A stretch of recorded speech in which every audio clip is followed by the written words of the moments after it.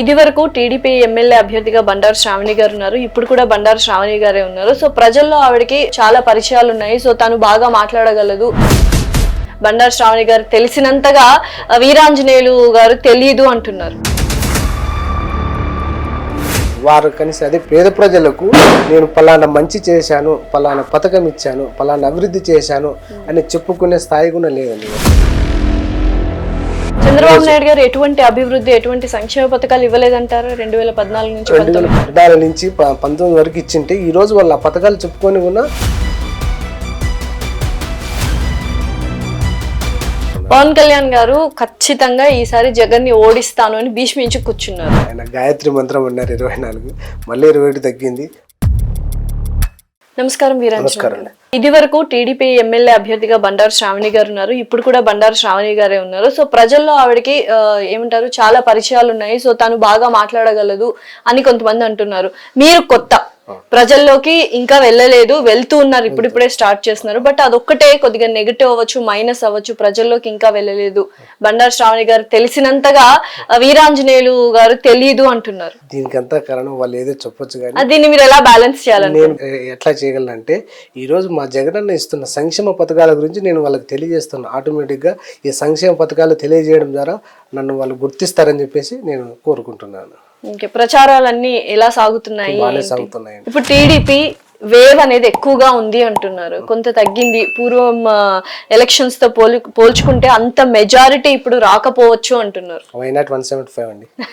ఇది ప్రాక్టికల్ గా వర్కౌట్ అవుతుంది అంటారా? వైనాట్ 175 మా జగనన్న చెప్పాడు కాబట్టి ఖచ్చితంగా అవుతుంది. 175కి 175 వస్తాయంటారా? ఖచ్చితంగా మా జగనన్న చెప్తున్నాడు.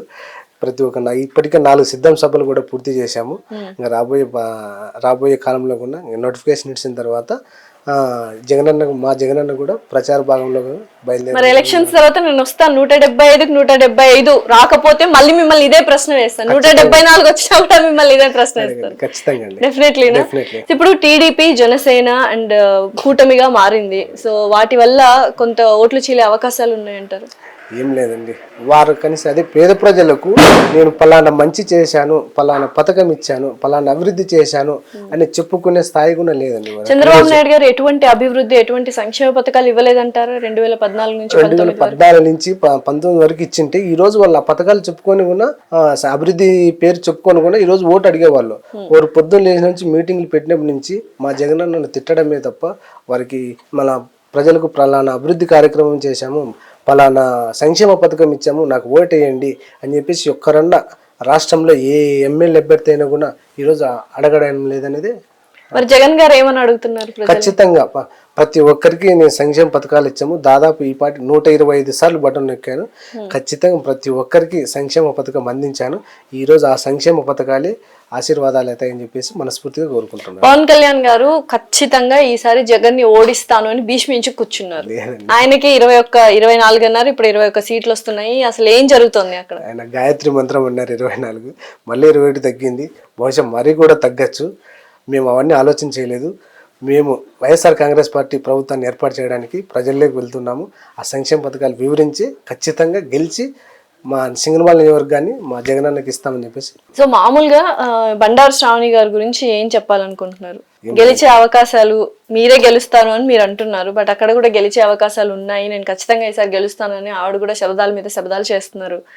సో ఆవిడకి మీరు ఇచ్చే సమాధానం ఏంటి? ఆవిడ గురించి ఏమైనా మాట్లాడాలనుకుంటున్నారు? లేదండి, నా ప్రయత్నంలో భాగంగా నాకు సామాన్య కార్యకర్తగా ఇచ్చినారు కాబట్టి నేను ప్రజల్లోకి వెళ్తున్నాను, ప్రజలతోనే మమేకం అవుతున్నాను.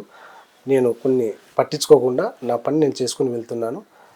ఏదో చెప్పడము చేయడం అని కాదు, ఎగ్జాక్ట్లీగా నా మీద చాలా బాధ్యత పెట్టారు. ఆ బాధ్యతను మోస్తూ ప్రజలందరికీ చేరువయ్యి వాళ్ళందరికీ ఏదైనా సమస్యలు ఉన్నా వాళ్ళన్ని సమస్యలన్నీ తీసుకొని రేపొద్దున దేవుడు ఆశీర్వదించి మా జగనన్న చెప్పినట్టుగా నాలాంటి సామాన్య కార్యకర్త కూడా ఎమ్మెల్యేగా ఎన్నికైతే ఈ ప్రతి ఒక్కరికి సేవ చేసుకోవాలనేది నా ఆలోచన. వీరాంజనేయులు గారికి రాజకీయ అనుభవం లేదు, లోకల్ లీడర్స్ చెప్పిన మాటే వింటారు అనేది ఒకటి ప్రచారం జరుగుతుంది, దానికి మీరేమంటారు? లేదండి, అది ఎవరు ఒట్టి మాటలు చెప్పారు. కానీ ఖచ్చితంగా నేను 2013 నుంచి 19 వరకు దాదాపు 2011 పార్టీ స్థాపించినప్పటి నుంచి నేను పని చేస్తూనే ఉన్నాను. మొన్న 2019లో ప్రభుత్వం అధికారంలోకి వచ్చిన తర్వాత జేసీఎస్ కన్వీనర్ పనిచేశాను. దాదాపు అంటే పార్టీ పెట్టినప్పటి నుంచి పార్టీ కోసం తిరుగుతున్నాను, పార్టీ ప్రచార కార్యక్రమాల్లో కూడా పాల్గొంటున్నాను. బహుశా వారికి తెలియకపోవచ్చు, ఒకవేళ నన్ను ఐడెంటిఫై చేయకపోవచ్చు. ఖచ్చితంగా నేనైతే మా జగనన్న ప్రభుత్వం మీద పూర్తిగా విశ్వాసం పెట్టుకొని ఈరోజు పని చేసుకుంటూ పోతున్నాను. 2019 ఎలక్షన్స్ ఏవైతే ఉన్నాయో అలాగే ఇప్పుడు 2024 ఎలక్షన్స్ ఉండదు ఖచ్చితంగా, ఎందుకంటే ప్రభుత్వ వ్యతిరేకత అనేది పెరిగింది వైఎస్ఆర్సీపీ పార్టీ మీద అని అంటున్నారు. ఎక్కడ పెరిగిందండి వ్యతిరేకత? ఏ రకంగా పెరిగిందని చెప్తారు వాళ్ళు? ఆన్సర్ చెప్పలేకున్నారు. ఊరి వ్యతిరేకత అంటున్నారు కానీ ఫలానా వ్యతిరేకత అనే విషయం తెలియజెప్పలేకున్నారు. ఊరిక చెప్తున్నారు కానీ వ్యతిరేకత అనేది ఫలానా విషయం ఉందో వ్యతిరేకత అనేది విషయం చెప్పాలా? సంక్షేమ పథకాలు ఇచ్చి ప్రజల్ని సోమరిపోతుల్ని చేయడం తప్పితే వైఎస్ఆర్సీపీ పార్టీ జగన్ గారు ఏమీ చేయలేదు అని చాలా మంది విమర్శిస్తున్నారు. ఈ రోజు మా జగన్ ఇచ్చే సంక్షేమ పథకాలు ఏ పథకం అన్నా తీసుకోండి, ఆ పథకంలో ఖచ్చితంగా మహిళా లబ్ధిదారులే ఉన్నారు. వాళ్ళు ఈరోజు వాళ్ళ కాళ్ళ మీద వాళ్ళు నిలదొక్కోవడానికి మంచి అవకాశం ఇచ్చాడు మా జగన్ అన్న. వాళ్ళందరూ ప్రతి ఒక్క పథకం తీసుకుంటూ వాళ్ళ కాళ్ళ మీద వాళ్ళు నిలబడుతూ వాళ్ళ పిల్లల చదువులు చదివించుకుంటూ గొప్ప స్థాయికి చూడాలనుకుంటున్నారు. అందులో భాగంగానే నాడు నేడు స్కూళ్ళ ద్వారా అది పిల్లలకు షూస్ కావచ్చు, బ్యాగులు కావచ్చు, బుక్కులు కావచ్చు, ఇలా ఏదైనా కూడా ప్రతి ఒక్క కుటుంబానికి, రాష్ట్రంలోని ప్రతి ఒక్క కుటుంబానికి మంచి చేసుకుంటూ పోతున్నాడు. ఈ రకంగానే ప్రతి ఒక్కరు కూడా మా జగనన్నను చూసి ఖచ్చితంగా ఓటేసి 2024లో ముఖ్యమంత్రి చేసుకుంటారని నేను కోరుకుంటున్నాను. బట్ మీరు ఖచ్చితంగా జగన్ గారు ముఖ్యమంత్రిని చేయించుకుంటామని మీరు అందరూ ఎలా అయితే అనుకుంటున్నారో, జగన్ గారిని ముఖ్యమంత్రిని కానివ్వము అని అటు టీడీపీ, జనసేన, కాంగ్రెస్, బీజేపీ భీష్మించు కూర్చున్నాయి. ఎట్టి పరిస్థితుల్లో అవ్వనివ్వము అని చెప్పి వారు అదే చెప్తున్నారు. సో ఒక్క సింగిల్ పార్టీ ఎదురొడ్డి వాళ్ళని గెలుస్తుందంటారా? తోడేళ్ళ గుంపు వస్తుందండి, మా జగనన్న ఒక్కడే. సినిమా డైలాగులు వినడానికి బానే ఉంటాయండి, బట్ రాజకీయ పరంగా వాస్తవంగా అది వర్కౌట్ అవ్వదు కదా. ఖచ్చితంగా అండి వర్కౌట్ అవుతుంది. ఈరోజు మా జగనన్నను ఢీకొట్టడానికి అంతమంది ఎందుకు ఏకం కావాలండి? ఈరోజు మా చంద్రబాబు నాయుడు అభివృద్ధి చేసింటే, సంక్షేమ పథకాలు ఇచ్చింటే ఒక్కడే రావచ్చు కదా. ఈరోజు జనసేనను కలుపుకున్నాడు, బీజేపీని కలుపుకున్నాడు, ఎన్ని ఇతర పార్టీలను కూడా కలుపుకోబోతున్నాడు. అంటే మా జగనన్నకు ఒక్కడే వచ్చి సింగిల్ గా పోటీ చేయలేకపోతున్నాడు. దట్ ఈస్ మా జగనన్న. సో మొత్తానికి కుటుంబ నేపథ్యం ఏంటండి మీది? మా కుటుంబ నేపథ్యం వచ్చేసి మా నాన్న సర్పంచ్ గా పనిచేశారు. ప్రస్తుతం కూడా సింగిల్ విండో డైరెక్టర్ గా సొసైటీకి చేస్తున్నారు. నేను వచ్చేసి నా పేరు ఎం వీరాంజనేయులు. నేను MA BEd చదివాను. మా మిస్సెస్ కూడా ప్రస్తుత రాష్ట్ర నాటక అకాడమీ చైర్మన్ ప్రమీల గారు కొనసాగుతున్నారు. ఆమె కూడా BCom కంప్యూటర్స్ పూర్తి చేశారు. అలాగే నాకు ఒక కుమారుడు కూడా ఉన్నాడు. చాలా నిరుపేద కుటుంబం నుంచి వచ్చామండి.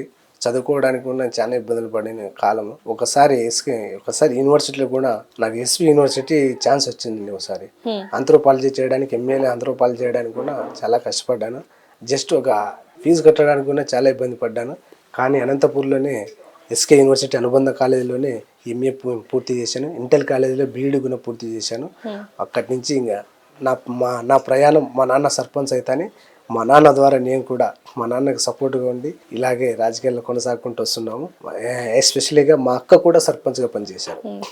మా అక్క సర్పంచ్, మా నాన్న సర్పంచ్, ప్రస్తుతం ప్రజల దగ్గర ఆటోమేటిక్గా ఈ రాజకీయ అనుభవం కూడా ఇలా వస్తుందని చెప్పేసి నేను అనుకుంటున్నాను.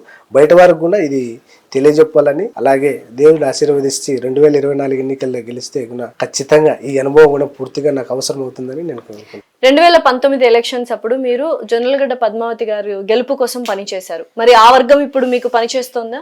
ఖచ్చితంగా పనిచేస్తుందండి. మొత్తం ఎక్కడ ఆ ఎన్ని వర్గాలు ఉన్నా అన్ని వర్గాలు కూడా కలుపుకొని పోతాము, సమన్వయం చేసుకొని పోతాము. ప్రతి ఒక్కరి దగ్గరికి వెళ్ళాను, ఇప్పుడు కూడా వెళ్తున్నాను. దాదాపు అంటే 1.5 month అవుతుంది. పూర్తిగా నియోజకవర్గంలోనే పర్యటిస్తున్నాను, ప్రతి ఒక్కరిని కలుస్తున్నాను. రాబోయే ఎన్నికల్లో అందరినీ గుంపుగా చేసుకొని నా విజయం కోసం పోరాడతానని నేను మనవి చేస్తాను. జగన్ గారికి ఏం చెప్పాలనుకుంటున్నారు అండ్ ప్రజలకు ఏం చెప్పాలనుకుంటున్నారు? మా జగన్ గారే చెప్తున్నారు Why Not 175 అని. ప్రజలందరికీ సేవ చేసుకునే భాగ్యం నాకు కలిగినందుకు.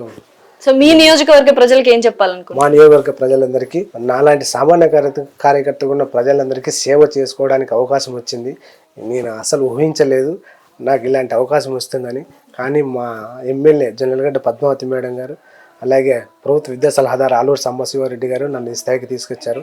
వారి రుణం ఎప్పటికీ తీర్చుకోలేను, జీవితాంతం వాళ్ళకి రుణపడి ఉంటాను. అలాగే నన్ను నియమించిన సమన్వయకర్తగా నియమించిన మన ప్రీతం నాయకుడు ముఖ్యమంత్రి శ్రీ వైఎస్ జగన్మోహన్ రెడ్డి గారికి కూడా శిరస్సు వంచి నమస్కరిస్తున్నాను. Thank you so much. Thank you.